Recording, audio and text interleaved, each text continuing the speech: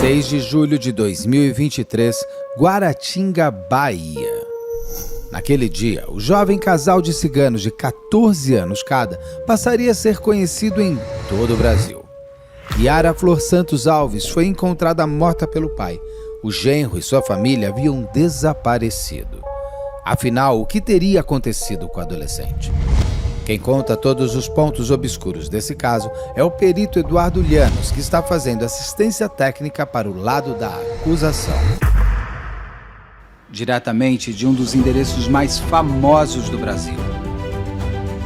De um dos principais cartões postais da cidade de São Paulo. E com as transmissões feitas dos nossos estúdios na Avenida Paulista. Eu sou Beto Ribeiro e este é o Crime S.A. Olá, sejamos todos muito bem-vindos. Por favor, não deixe de se inscrever, curtir, compartilhar, ligar o sininho, marque nas suas mídias sociais, nos marque nas suas mídias sociais. Assim a gente consegue construir esse canal graças ao seu engajamento. É você que faz o Crime e Mistério S.A. acontecer. Assim eu consigo trazer aqui convidados ilustres como o Dr. Eduardo Llanos, não Llanos. Isso. Talvez eu tenha falado Llanos na abertura, mas é Llanos aqui. Porque eu fico com dúvida, quando é 2L, se fala Llanos, não sei lá, eu não falo espanhol, né? Então, 2L tem som de J, então seria Llanos. Tá. Ou Llanos também, eu não sei, não falo espanhol. Então eu falei, Eduardo Llanos, muito obrigado, já tivemos uma vez aqui sobre o caso do Rafael Winks, e foi muito interessante quando eu vi que você está no caso da cigana, que é um caso que ficou muito icônico no Brasil este ano. Acho que por envolver inúmeras coisas, né? 2 adolescentes, família, aquela coisa de briga de família, de repente vai acontecer. Ser cigano também é um outro componente, um outro ingrediente que traz atenção. Mas eu vou pedir, como você está no caso, através da família da Yara, é isso? Isso. Eu vou pedir para o senhor me ajudar a contar essa história. Eu ajudar não, o senhor contar essa história. Que crime é esse? Bom, supostamente seria um homicídio perpetrado por um menor de 9 anos. Mas eu gostaria de deixar presente de que eu fui solicitado por mais de 1000 mensagens no Instagram para entrar no caso porque a família não tinha recursos. Sim. E o único que eu fiz foi solicitar as despesas e eu fui até o local e fiz o trabalho. Ou seja, você fez pro bono? Praticamente. Simplesmente pelo fato de que precisa ser preservada a verdade do fato. Então eu fui até o local, fiz o trabalho e o primeiro que eu tomei como conhecimento que ela tinha sido assassinada com um disparo que pegou na parte frontal do pescoço a uma distância determinada e ela acabou falecendo inicialmente foi apontado um marido de 14 anos, porque ela também tem 14 anos, e com 14 anos, dentro da cultura cigana, eles podem ter um matrimônio normal como qualquer pessoa. E nós fomos até lá e fizemos um trabalho bastante específico para poder determinar se de fato o disparo foi realizado pelo menor ou pelo marido da vítima. Porque muitos falavam também, até de repente, para o pai da vítima, da vítima não, o pai do marido, porque como que ela morre, quais são as circunstâncias? Ela morre dentro da casa da família do marido, é isso? Na casa dela, porque ela tinha sua casa com seu marido. Na verdade, nós estamos falando de uma pessoa que não pode ser apontada especificamente quem foi, o adulto que disparou. Mas ela se encontrava em casa, ela adorava colocar vídeos no TikTok, e ela era muito famosa, ela era uma moça muito linda, tá, que chamava a atenção de todo mundo. E até pelo fato de ela ser cigana também chamava a atenção, porque as roupas características nas suas gravações fazia muito a diferença. Então, o que aconteceu? Esta moça estava um dia, supostamente com um menor, que é irmão do marido dela, de 14 anos. Este menor de 9 anos estaria com ela no quarto, enquanto ela supostamente tira uma arma da gaveta, manipula essa arma, ou seja, coloca o carregador, coloca a bala na recâmara ou no cano, destrava a arma e passa essa arma para um menor de 9 anos e fala que você faria se eu fosse um bandido? E ele vai e fala assim, você quer me roubar? E vai, atira e atinge a moça. Essa foi a história contada por todo mundo. Tá? Não logo que o crime acontece. Assim que o crime acontece. Essa que era a história. Supostamente esse menor joga a arma, porque ela cai no chão. Menor ferida, de 9 anos. 9 anos. Vai para a rua e grita, me matem, porque acabei de matar a Yara. Só que essa história, tecnicamente, ela não traz elementos que coincidem com a realidade. Tá? Porque todo disparo deixa vestígios, seja ele de perto, encostado, ou mesmo dependendo da altura de quem acionou a arma. E aí nós começamos já a ter noção de que era verdade dentro dessa história e o que não era verdade dentro dessa história. E o que vocês começaram a descobrir? Inicialmente, o médico legista ele fez um trabalho que não entrega todas as informações necessárias, porque o disparo se alojou na vértebra cervical, mas ele não fala em qual, se foi na primeira ou na sétima, porque são 7. Para eu entender, o que significa isso? É aqui? Isso, na parte traseira aqui. Aqui, tá. Porque o disparo entrou pelo lado esquerdo, nessa direção, e foi para trás. Desculpa, lado esquerdo aqui e vem para cá. E parou aqui na vértebra faz essa cervical. Trajetória. E nós temos 7 vértebras. Então ele não fala em qual se alojou. Porque se for na primeira de cima, o tiro foi de baixo para cima. Se for na última, o tiro foi reto. Então ele não fala. Simplesmente ele fala que o disparo foi a curta distância, a menos de 25 centímetros. Por quê? Porque ela tinha pólvora incombusta, que é aquela que não explode, não deflagra quando é acionado o armamento, e ela se deposita como uma tatuagem, entra na pele. E fica pretinho. Eu vi a foto dela. Exatamente. Fica como se fossem pintas aqui, não é? Exatamente. Só que ficou só no mento. Tá? Na zona mentoniana, que fala o médico. No pescoço não nós temos absolutamente nada. Só temos o ferimento do disparo. Quando você tem conhecimento dos vestígios que um disparo a curta distância deixa, você sabe onde obrigatoriamente vai existir uma marca e de qual é a trajetória do projétil e o trajeto do projétil, porque trajetória do cano até o alvo e dentro do corpo é trajeto. Então, o que nós vimos que no pescoço da moça não tinha absolutamente nenhuma marca de pólvora. Que significa que o anteparo da pólvora que saiu em combusta só bateu no mento. E se bateu no mento, o disparo só pode ser para baixo. Porque se fosse um menor, ele teria atirado para cima e essa parte aqui estaria toda com pólvora incombusta, como tatuagem. Obrigatoriamente. Obrigatoriamente, porque a arma realmente vai soltar essa pólvora incombusta que vai ficar na pele da vítima. Nós fomos além disso. Nós fomos para saber exatamente se o menor teria condições de atirar de cima para baixo. E fizemos um estudo da altura de cada um. O menor tem em torno de uns 1,62 m. A vítima tinha 1,69 m, 71 por aí. E o marido, 1,80 m. A mesma altura do pai. Então, a gente não pode falar que é o pai ou é o marido. Então, dentro de tudo isso aí, nós sabemos, tecnicamente, que o disparo foi de cima para baixo. Não pode ser o menor. O menor podia ter subido numa cadeira, alguma coisa assim? Sem chance, porque ele estava em pé. Ele mesmo fala, ela se levantou, me deu a arma e eu atirei. É impossível. Só que ele não faz... o tiro não é assim, o tiro é assim. Claro, o tiro de cima para baixo. E se fosse o menor, o tiro seria de baixo para cima. Ou seja, teríamos pólvora incombusta no contorno do ferimento. Só tínhamos pólvora combusta no mento, que foi o anteparo, por causa de que o tiro foi de cima para baixo. E sabe qual é a altura que essa pessoa tem que ter? Acima de 1,70 m. Qualquer, aí se tiver 1,90 m, tanto faz. Porque ele pode ter feito assim ou assim. Exatamente. Nós não podemos apontar se foi o marido, se foi um amigo do marido que estava com ele, supostamente, para falar que estava em outro lugar, se foi o pai do marido da moça, não temos como saber.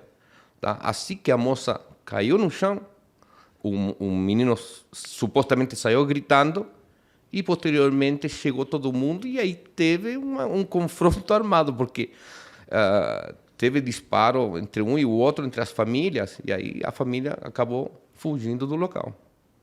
E quando ele dentro da casa, dá para você entender, ou pelo que você viu de fotos, se teve briga antes ou se foi uma coisa pega de surpresa? Não. Quando se analisam as fotografias, o primeiro que nós vemos se há vestígios de defesa ou de agressão. Não existia absolutamente nada. Nem marcas de unha, nada. Nem unha quebrada. Não. O que nós vimos nas fotografias, quando ela já tinha sido limpa para o enterro, para o velório, ela tinha banhado o corpo, limparam absolutamente tudo. O dedo, um dos dedos estava todo ainda com pólvora incombusta. Então, o que acontece? Que quando ela tentou segurar a arma para não ser atingida, faz uma coisa assim. Aí a pólvora incombusta se depositou também na mão. Passou pela mão dela. Então, o que acontece? Aqui e o quê? Por isso que houve um anteparo. Podia até ter pegado a mão, exatamente. O tiro. A polícia não fez exame residuográfico. A polícia não fez... O exame residuográfico é para saber se tem vestígio de chumbo na mão. Tá? Não de pólvora. É chumbo, porque pólvora são 3 componentes. Tá? O chumbo é o que fica na mão. Tá. E o que detecta esse exame é só o chumbo. Depois tem que fazer um novo exame para determinar se realmente é produto de um disparo. Não foi feita nele, não foi feita no menor, o marido dela, nem ninguém da família, porque eles simplesmente foram embora. Nem nela. Nela também não foi feito.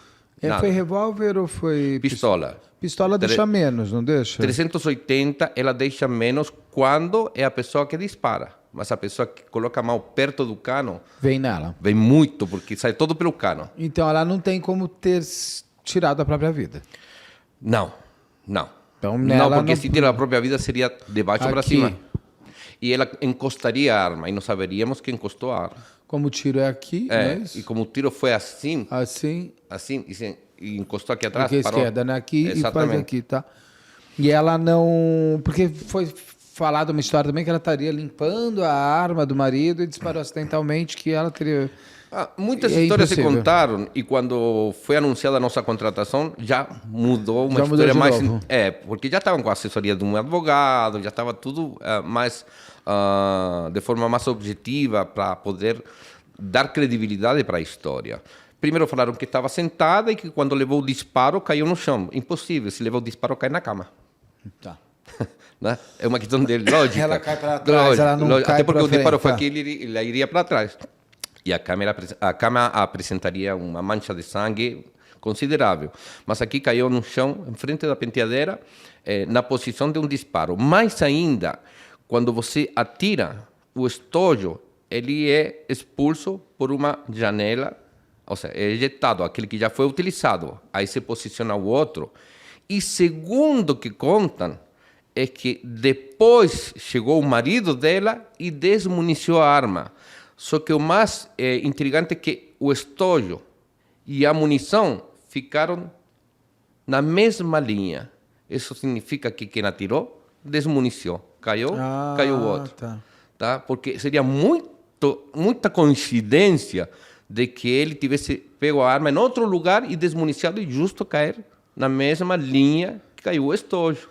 E não foram mexidas essas coisas? Não foram mexidas. Foi do jeito que aconteceu, ficou? Foi do jeito que aconteceu, porque ficaram encostadas praticamente na parede. Então, por mais que o pessoal circulasse pelo local, não pisaria, não chutaria, nada disso aí. Isso eu ia perguntar, se o local não estava... ele estava maculado? Não, as pessoas entraram. Não foi preservado nem isolado. Aí entrou todo mundo, mexeram. Inclusive, a arma... Depois do fato, foi encontrada com o carregador em cima da penteadeira, junto com a arma, como se ninguém tivesse mexido. E um tio da vítima chegou e falou que quem estava desmuniciando a arma nesse momento, ou que estava manipulando a arma nesse momento, era o marido da vítima. Eu sei que a gente não... o senhor está me mostrando quem matou, tem mais de 1,70 m. Ela não tirou a própria vida. Não foi esse menor de idade.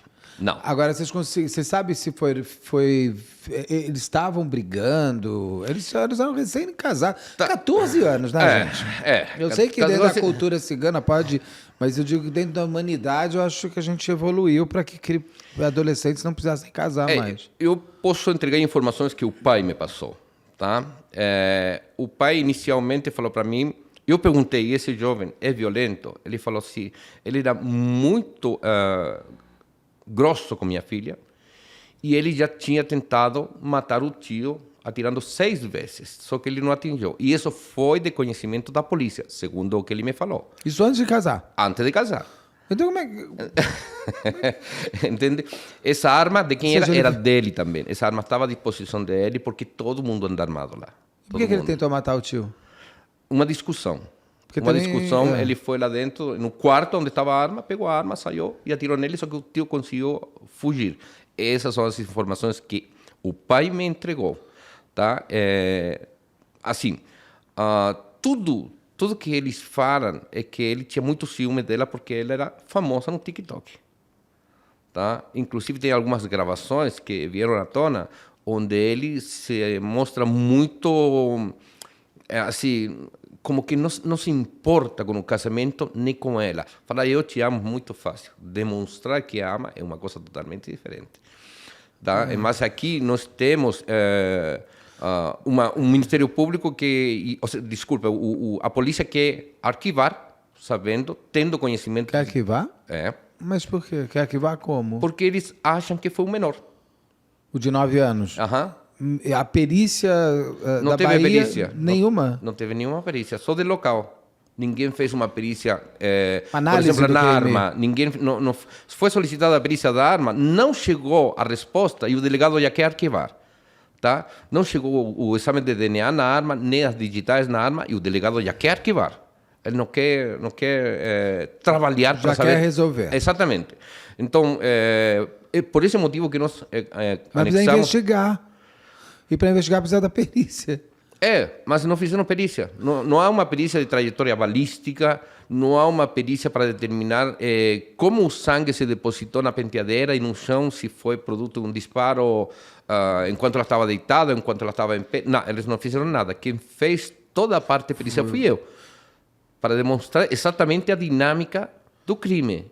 Quem foi? Simplesmente eu posso falar que foi uma pessoa acima de 1,70 m.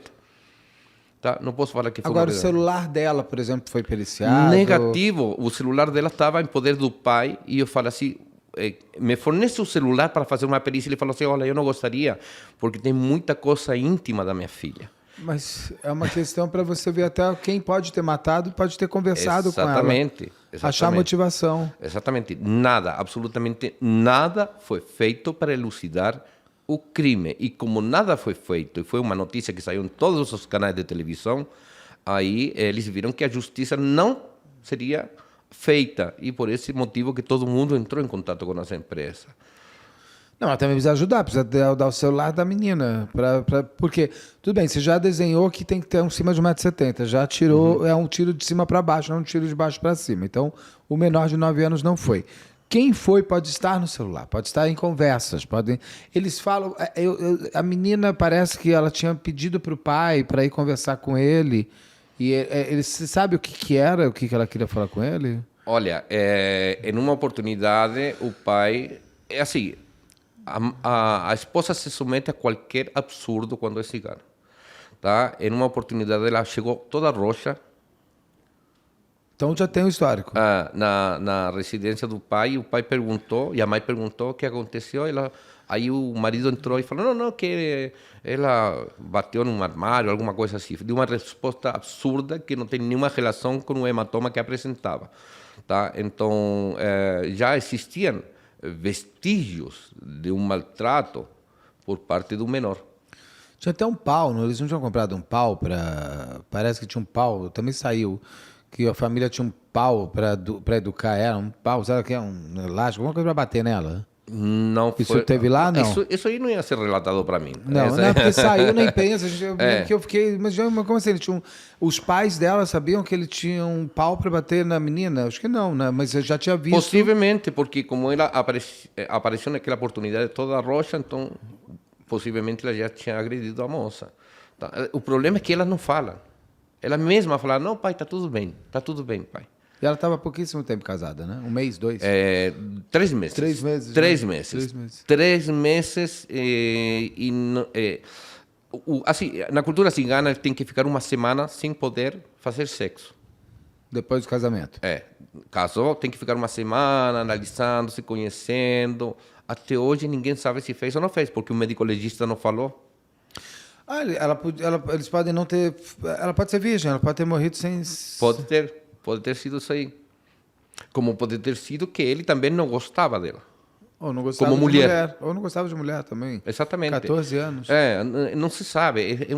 É uma história confusa.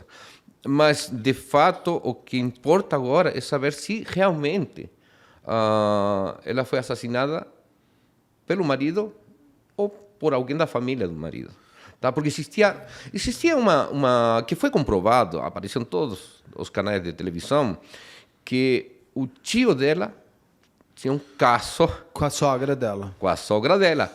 E eu vi as fotografias que ela mandava para ele, as fotografias que eles tiraram no motel, que eles me mostraram, não fui eu que fui atrás. Então, e ele falou que perdoou, mas isso aí não se perdoa tão fácil, menos numa comunidade cigana, né? Sempre tem algo por trás ou sempre vai ter uma vingança, tá? Então, e ela reconheceu e eles falaram que até a morte dela ninguém sabia, não. Já era de conhecimento de todo mundo o relacionamento extraconjugal antes da morte de Yara. Tanto que no começo se falou que a mãe, a sogra e o tio teriam fugido. Não, quem foge são o pai, a mãe, o sogro, a sogra, o marido e o menino de 9 anos, é isso? Isso, mas não é que eles fugiram assim que aconteceu o fato, tá? Mas não é porque eles prepararam tudo para acontecer. Eles fugiram porque entre eles acertam tudo na bala. Sim. Então vai vir na bala tudo. Vai, porque inclusive no dia que aconteceu isso aí, teve 2 disparos dentro do quarto dela que não tem nenhuma relação com o fato. Que foi uma discussão entre as duas famílias. E é por isso que eles fugiram. Eles não... eles não... As famílias eram amigas, mas também meio parentes também, não tem uma coisa assim? Eram parentes, sim. Meio parentes juntos ali. Sim, de alguma forma eram parentes. Quando ele foge, ele deixa a arma que matou ela. Sim. É a arma, mas ainda não saiu o exame de balística. Ninguém sabe se é a arma. Qual é a arma, de fato? Aquela arma encontrada ali pode não ter sido a arma. Pode não ter sido, porque ninguém sabe o calibre. Porque o calibre ficou no pescoço alojado. Mas por que não tiraram se ela já morreu?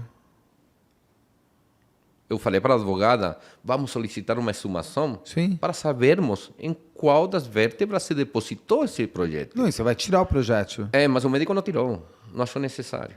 Porque quando você está vivo, eu entendo, porque às vezes você não pode tá... tirar, mas morto deveria ter tirado para poder fazer um exame balístico. Se exumasse agora, estaria lá a bala. Já se saberia. Não, agora está no corpo. Está no corpo. Está no corpo enterrado, Sim, mas se você exumar... É só tirar. É só tirar o corpo, tirar o projétil e analisar para ver se realmente 380, 9 milímetros, 38, 32, não sabemos. Alguém ouviu o grito? Alguém ouviu o disparo? As casas são muito longe assim, uma das outras? Não. Uma casa tem uma passada, passa para outra casa pelo quintal e assim por diante. Tem uma pessoa que se encontrava com um marido da vítima, que supostamente o marido estava deitado em um quarto que não é o quarto da casa dele, e ele estaria almoçando. Nesse momento, escutaram um estampido. Tá? Aí o marido olhou para ele e saiu correndo para ver o que tinha acontecido. Essa é a história da testemunha. E a testemunha ficou almoçando até terminar e depois foi lá para ver o que tinha acontecido. Então, vamos lá. Se eu escuto um monte de gritos, tiro... Todo mundo vai ver, são uma família. Sim. Né? Então, segundo ele, não. Essa história de que ele estava com um marido é a que não encaixa. Tá? Ou seja, esse álibi não tem muita comprovação técnica, porque ninguém fica terminando de almoçar para depois ver o que aconteceu. Simplesmente ele estava aí para falar, não, eu estava com o marido da vítima. Só que também não prova. E pergunta para ele, você escutou os gritos do menor falando que ele tinha matado a Yara. Ele falou, não escutei nada. Bom, dá para escutar, porque é pertinho o local onde o menor estava e onde ele se encontrava. Entendeu? Então, nada tem comprovação técnica dentro da dinâmica que eles contam. Dias anteriores, eles brigaram, as pessoas ouviram? Como todo dia. Eles brigavam todo dia? Era costume. Eram recados grosseiros por parte dele para ela e assim por diante. Ela pediu, só para você entender como funcionava o relacionamento, ela pediu para ele comprar uma pizza. A pizza chegou depois de 6 horas. Nossa, onde ele estava? Ela não sabe, porque ele falou, você vai voltar a que hora? Ele falou, não sei. Ou seja, poxa, a moça está com fome, quer comer pizza. E a 6 horas depois, ela já está tomando café da manhã, então, se for jantar. Entendeu? Então, esse era o relacionamento deles. Era um relacionamento obrigado. Por quê? Porque as famílias quiseram juntar, porque aí um laço de amizade e de tranquilidade entre ambas famílias. Você cria paz e também tem negócios, tem terras, exatamente, tem outras coisas. Exatamente. Tem como você analisar se foi um crime premeditado ou desejado? Se fosse um crime premeditado, possivelmente não seria no quarto. Tá. Se o disparo foi no pescoço, é porque ela se defendeu de um disparo que poderia levar na cara. Porque para existirem vestígios de pólvora na mão, é porque ela desviou a boca do cano e acabou pegando no pescoço. Nossa, tá. Ou seja, estava bem perto mesmo. Sim, estava a menos Qual de 30 centímetros. Menos de 30 centímetros. Então ela olhou bem assim, ela deu tempo até. Podia até ter furado a mão dela também, a bala. Se ela tivesse colocado na frente, teria furado. Ou até e se ela tivesse segurado a arma, também se machuca. Tá? Mas eu acho que ela fez uma defesa e aí passou. Aí bateu no meio, e veio para cá, não na cara. Claro, aí bateu aqui, parte da pólvora ficou aqui no dedo e a outra aqui. Por isso que aqui não tem nada. Agora, se fosse um menor de baixo para cima, isso ficaria tudo marcado. Sim. Não tem um vestígio de pólvora no ferimento. Quando eles foram encontrados, eu não sei se você... É importante você ver o depoimento que eles têm. Eles falam o quê? Eles mantêm que foi o menor? Mantém. Eles falam que foi ele, o menor fala que foi ele. Só que o que acontece?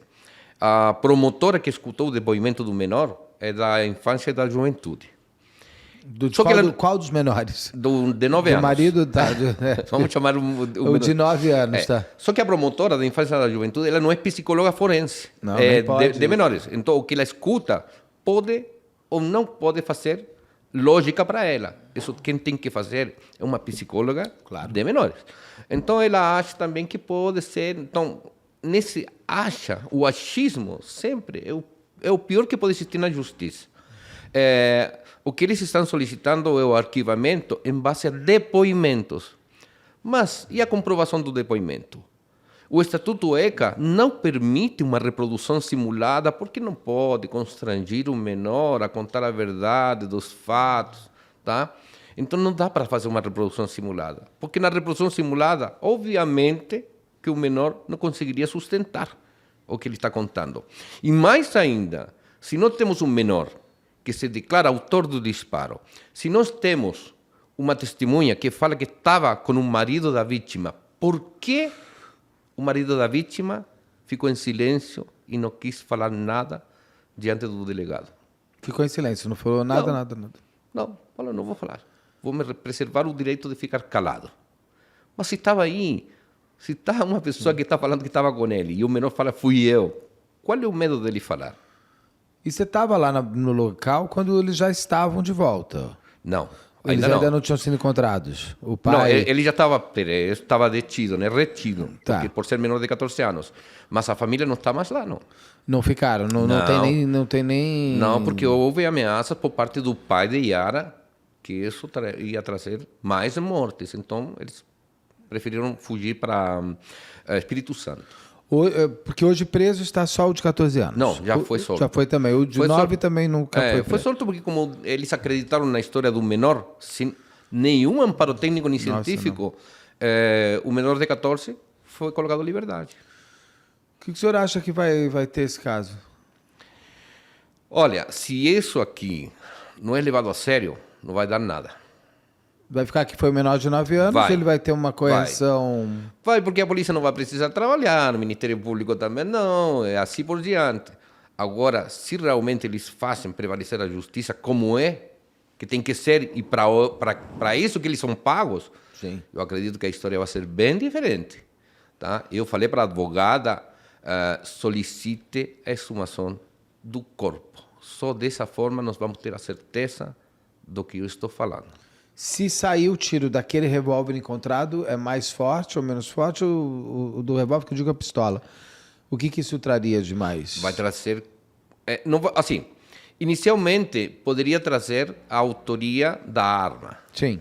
Mas não vai trazer a autoria do disparo, porque ela foi manipulada por todo mundo. Todo mundo mexeu na arma. Claro. Tá. E há uma intenção lógica para mexer. Vamos colocar uma digital em cima da outra e outra e outra. Contamina local, contamina prova, você tira isso de... Não é isso? Não Exatamente. pode. A contaminação foi necessária. Quer dizer, a contaminação foi mais... não sei nem se é necessária, mas foi provocada. Foi uma contaminação pensada, é isso? Assim, como supostamente foi um menor, e o menor não deve ter encostado na arma, a contaminação Vai um monte foi de mão ali, necessária. assim. Não, foi obrigatória. Claro, você precisa claro, para contaminar. poder sustentar a história. Os pais da Yara acreditam em quê? Os pais da Yara, eles acreditam que foi uma vingança, tá? Por parte do pai do marido da vítima. Do sogro da Yara. Claro, por causa daquele relacionamento extraconjugal. Eu acredito que foi uma discussão acalorada que acabou na morte dela. Do menino, porque ele parece ser bem mimado. Se ele já pega uma arma, sai disparando 6 vezes num tio. A menina pede uma pizza, ele chega 6 horas depois. É uma pessoa infantil, até dentro da idade que ele tem 14 anos, já não deveria ser. Mas eu digo assim, ele poderia ter feito isso na braveza do momento, é isso. Por isso que não pode ter arma também. Acho que a cultura ajuda muito, porque isso de que todo mundo anda armado, de que todo mundo resolve na bala, para ele é algo normal. Tá? Agora, segundo o que nós conversamos com a advogada, já está fazendo diligências para conseguir provas desses disparos que foram feitos em contra do tio pelo menor, para poder mostrar que ele tinha a capacidade e a cabeça de determinar se tira a vida ou não de uma pessoa. Não tem um boletim de ocorrência dessa história do tio? Não. E não tem nada de nenhum boletim de ocorrência contra o pai, o sogro dela, ou contra o marido? Nesse caso, não tem boletim de ocorrência, mas a polícia tomou conhecimento. Tudo bem, mas não tem nada registrado assim que o menor já agrediu outras pessoas? Não. Ou que o pai do menor, o pai do marido, o sogro da Yara, contra o sogro da Yara, tem algum boletim de ocorrência? Alguma coisa de passagem? Não. Não que eu saiba. Que ele tenha falado para mim. Meu laudo é totalmente técnico. Eu só trabalho em cima das provas. As provas, assim, o trabalho feito na casa pela perita que foi lá, foi bastante objetivo, mas inconclusivo. Tá? Ou seja, não determina absolutamente nada, só mostra o que achou lá no local.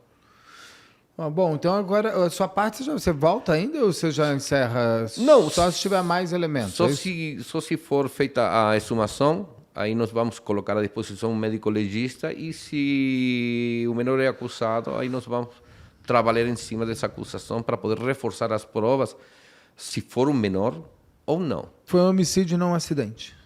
Não, acidente não, porque acidente você precisa 4 etapas para produzir um acidente com uma arma. Sim. Né? Tem que municiar, tem que preparar, trabalhar e atirar. É uma história muito ruim, né? Essa história. Eu pego a arma, eu municio e te dou. Se eu fosse um ladrão, o que você faria? Quer dizer, eu preparo a arma para você me matar. Sabendo que seria morta se ele chegar a pressionar o gatilho. Porque tem uma bala lá dentro. Tá pronto. Ela sabia mexer em arma. Olha, acredito que sim, sabia. Mas quem utilizava essa arma era o marido dela. Tá? Não sabe? Essa arma estava no quarto, sim. Ele sabe porque era dele a arma. Lógico, estava no quarto dele. Estava lá guardada. Essa arma é dele, ele sabe mexer. É porque assim, se você me dá uma arma, eu não sei mexer. Não sei como municia, nem quero aprender. Por isso que eu coloquei no laudo, eu coloquei que são 4 movimentos específicos para você poder acionar uma arma de fogo. Tá? Então, como a moça poderia mexer na arma preparar essa arma para ela ficar pronta para atirar e passar para uma criança irresponsável e brincar de atira em mim, faz de conta que eu sou um bandido, o que você faria?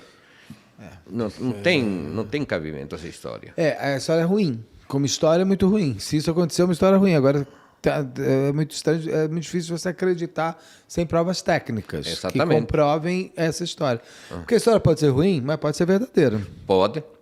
Agora, outra coisa é você ter uma história ruim que está sendo sustentada exatamente pela ausência de provas técnicas e as que tem, que o senhor já levou ali, não estão sendo levadas em consideração. Não, colocamos agora em conhecimento do Ministério Público para ele analisar. Tá? E o Ministério Público vai determinar se solicita novas diligências. Neste caso, a nova diligência vai ter que ser por peritos já mais específicos para poder determinar a dinâmica, sem chamar o menor e ver se todo condiz com a realidade daquilo que foi falado. É o que você falou, não estão fazendo reprodução simulada. Que é tão importante, a reprodução simulada, ela mostra o que é real. Se está mentindo, se está falando a verdade. A pessoa não sabe como na reprodução simulada. E ainda a reprodução simulada traz novas provas para o processo. Então, é extremadamente necessário. Sim. Tá? Então, aqui nós precisamos que realmente, inicialmente, a exumação do corpo para ver onde foi parar esse projétil. E segundo, fazer um trabalho balístico amparado no ponto final do projétil que ficou alojado na vértebra cervical. Sim. Doutor, mais alguma coisa desse caso que a gente possa falar? Não, inicialmente não. É tudo que nós temos até agora. Tá ótimo.